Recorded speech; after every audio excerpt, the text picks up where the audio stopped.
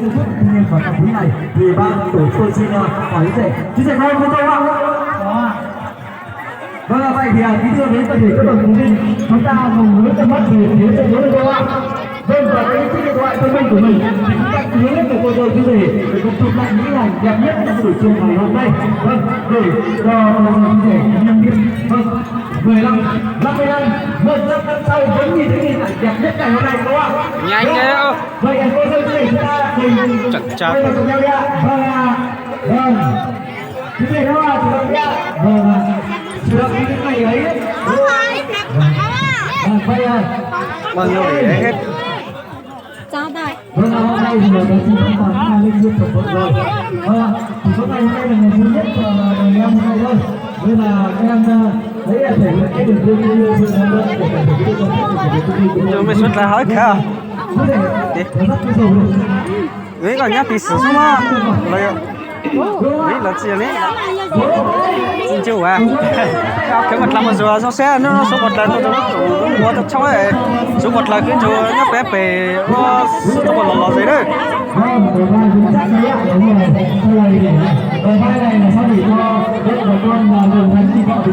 Cái gì hảo chứ à?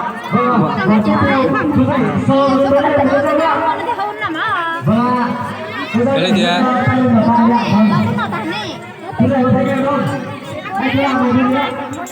Khắp ơi. Cái này khác. Hết tiền.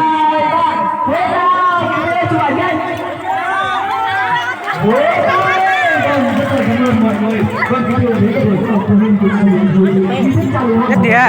Cho mày xuất là nhiều sao?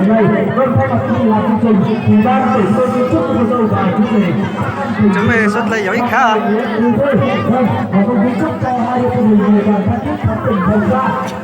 Mọi người trong buổi chiều ngày hôm nay cùng chúng tôi cảm ơn và hẹn gặp lại sau buổi phút.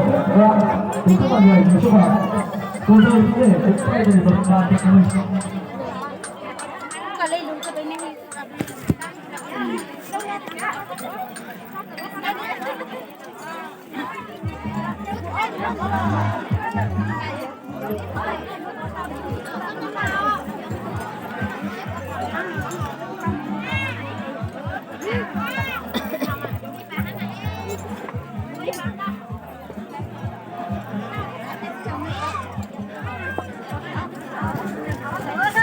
Rồi mới số một là giỏi khá. Thiếu ý luôn.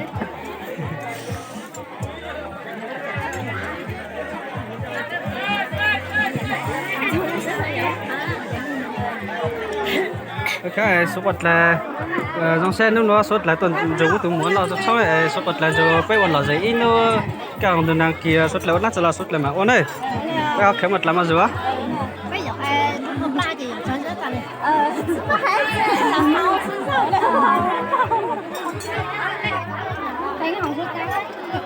lẽ hả lịch chơi trẻ họ tao chẳng sơ số có nhiều ha mấy số vật là nhá cái số nào đấy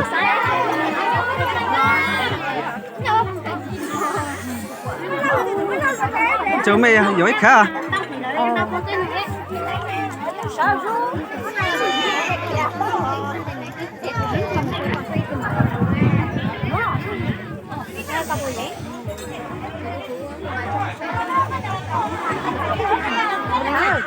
chị ở với mấy bà toàn nói tiếng mà chị có hiểu không? Hiểu à? Bao giờ đấy đúng không? Yeah.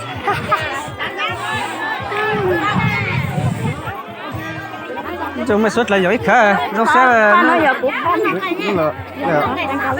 xuất là nó sẽ xuất lại tôi chỗ tôi muốn nó thôi, số một là cái anh chụp cái trả qua cái là rồi ít số lâu này, đó cái một là một rồi cho số một là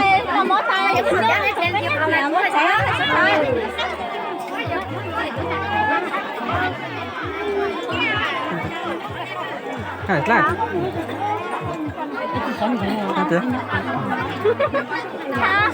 mấy số một là cái hai món đó mà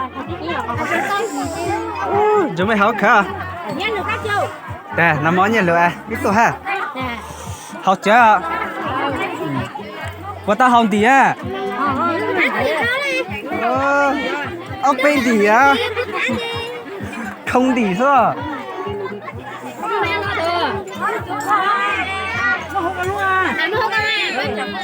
nhà gì bữa to nhỏ lắm mà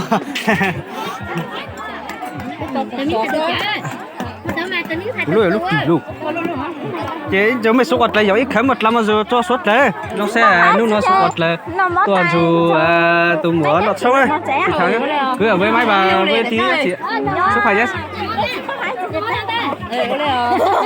không không chứ cô mong chú cả nhà gì số phải á vấn đề gì thảo chỉ tàu à thảo mê mê à thằng gì đó cái gì hả chém mấy cái cho bua số một lần nó mỏ mà chém mày hot hả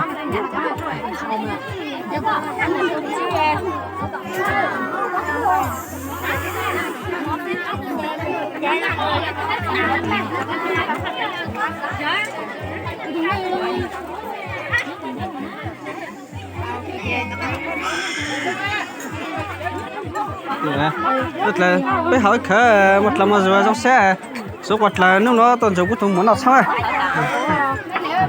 tôi trong nè khởi một lần mà rồi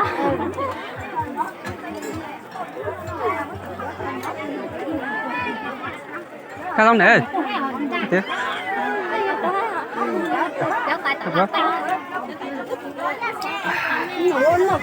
chúng mày hỏi khởi à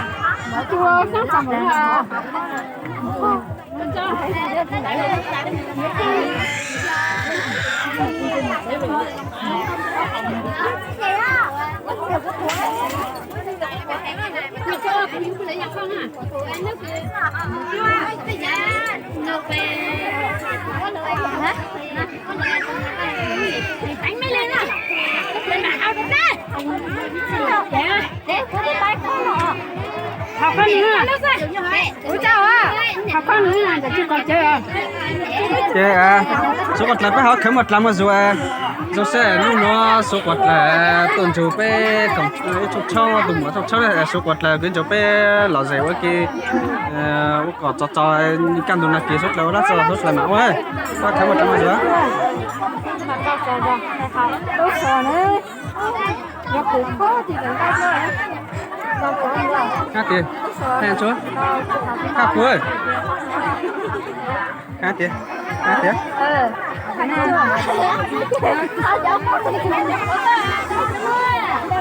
rất là thơm món tiền là ta chắc chúng mày học khá món số tiền là thì à chẳng mày bóc có khí tàn lệ chắc quá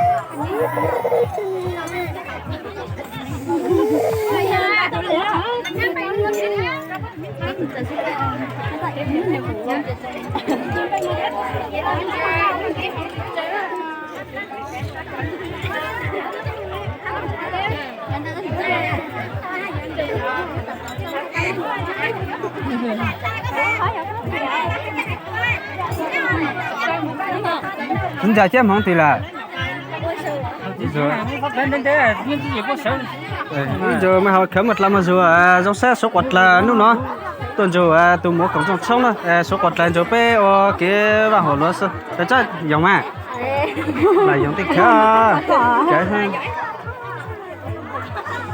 giống tích khá chỗ pe pe pe sao căn tụi nó kia suốt là nó sẽ là suốt là nào cái họ khởi một lần mà rồi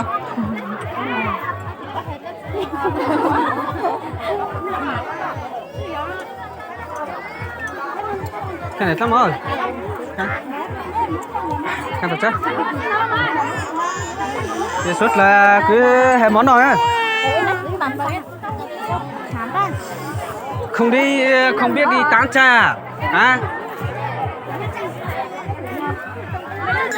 trời ha chú học chơi mấy cái thằng này chứ mà chơi nhá nó sẽ hút bây giờ sẽ mới tính chẳng mà thằng Chu này mày có háo rồi nhá chơi là có háo ra